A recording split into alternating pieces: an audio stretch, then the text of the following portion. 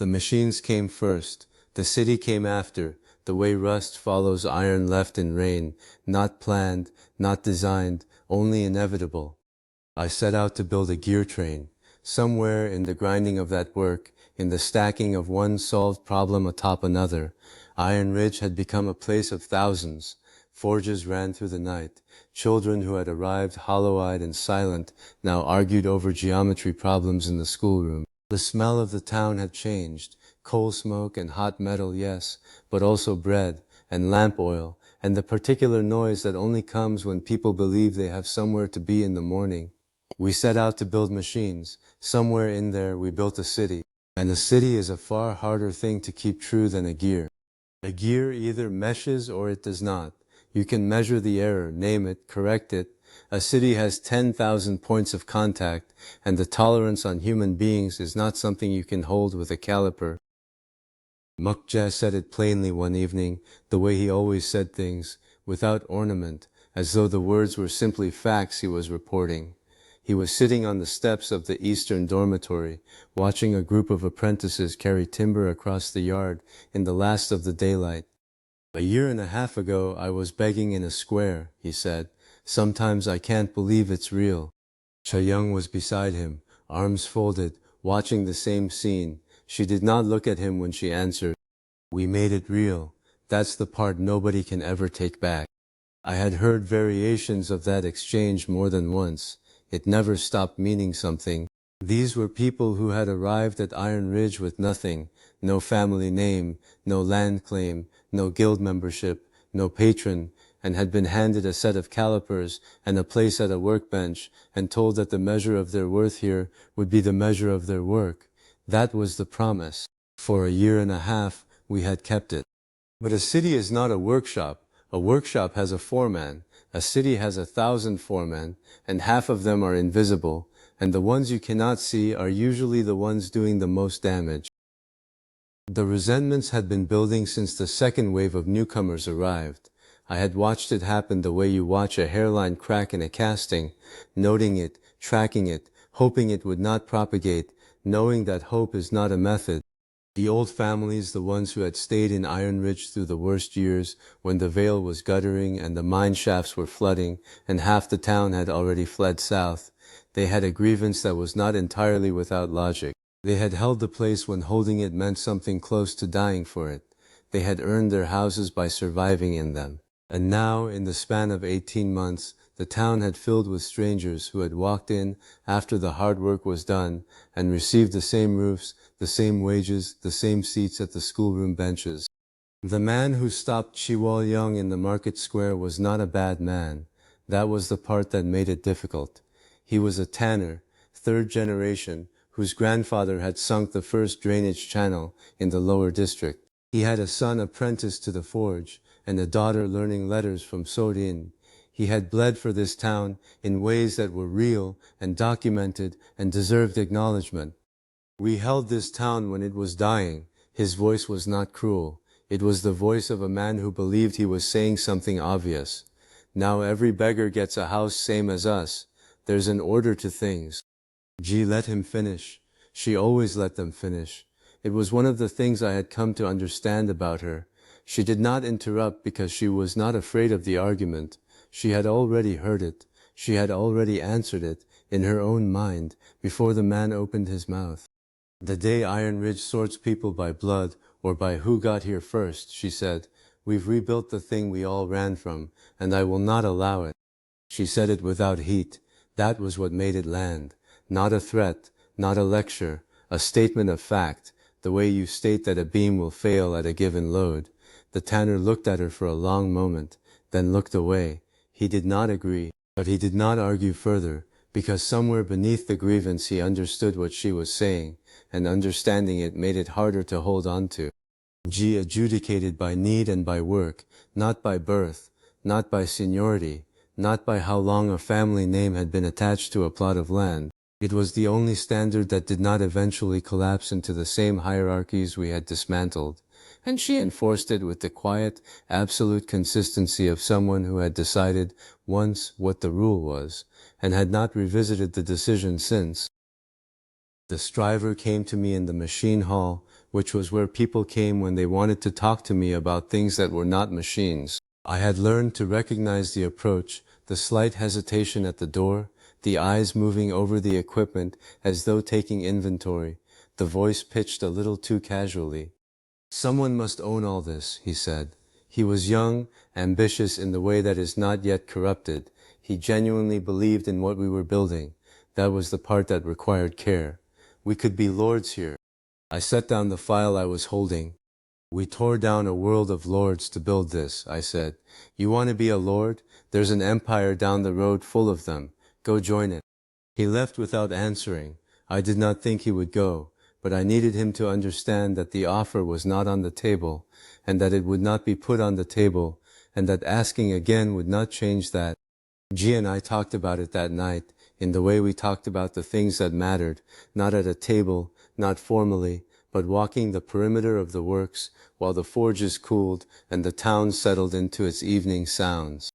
We could rule this place like a little kingdom and call it earned, she said, not advocating it, naming it, the way you name a failure mode so you can design against it.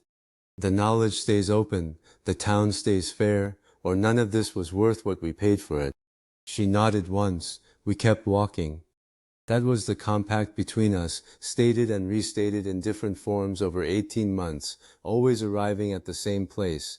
The moment Iron Ridge became the private property of the people who had built it, the moment we became a new court, with new titles and new inherited privileges dressed in the language of merit, we would have proven nothing. We would have only demonstrated that power corrupts in the same direction, regardless of how it begins. The knowledge had to stay open. The school had to stay open. The gates had to stay open. Or the machines were only a new set of chains, and we had simply replaced one set of lords with another. Seo-rin's schoolroom was the thing I was most proud of, and I was careful not to say that too often, because pride has a way of making people protect a thing rather than improve it. She had started with 12 students in a storage room. She now had 3 rooms, 2 assistant teachers, and a waiting list. The children came from everywhere, orphans from the dormitories, children of old Iron Ridge families, children of the newcomers, children of the maimed workers who could no longer swing a hammer but had not been sent away. They sat at the same benches. They learned the same letters, the same numbers, the same principles of weight and measure and mechanical advantage. We give knowledge to everyone, Seo-rin said, when someone asked her why she admitted the orphans at the same rate as the families who had been here for generations. That, more than any canon, is how the old world actually ends. She was right. I had known it as an abstraction before I came to Iron Ridge. Here I had watched it happen in practice, and the practice was more radical than the abstraction. A child who can read a gauge and calculate a load and understand why a joint fails does not need to take anyone's word for anything. She can measure it herself. That is not a small thing. That is in fact the whole thing. Dojin ran the safety instruction with the same methodical patience he brought to everything. He had lost the sight in one eye to a forge accident in his 2nd month, before we had built the proper shields, before we had written the procedures that now governed every station in the works. He wore the loss without bitterness, which I had found harder to understand than bitterness would have been. He taught the new apprentices how to stand, how to move, where to position their bodies relative to moving metal, how to read the sounds a machine makes when something is about to go wrong. He had taught himself most of it through the experience of things going wrong, and he passed it on with the precision of someone who understood that the knowledge was worth more than the suffering it had cost him.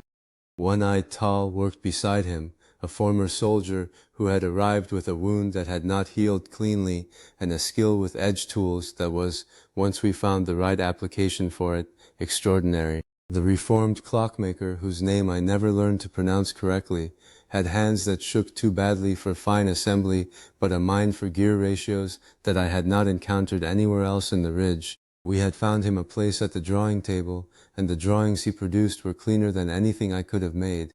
None of them had been sent away. None of them had been told that their damage made them useless.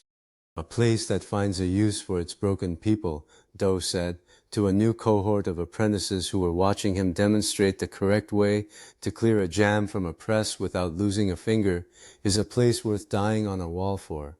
And I nearly did. I'd do it again. He said it without drama. The apprentices listened with the attention people give to someone who has already paid the cost of the lesson they're teaching. G raised the point about defense in a way that I had not considered, or had considered only abstractly. We were talking about the conscript armies the empire sent to its border posts, men who had been pressed into service, who had no particular loyalty to the cause they were fighting for, who fought because the alternative was punishment. They were effective in sufficient numbers. They were not, in G's analysis, the same as what we had.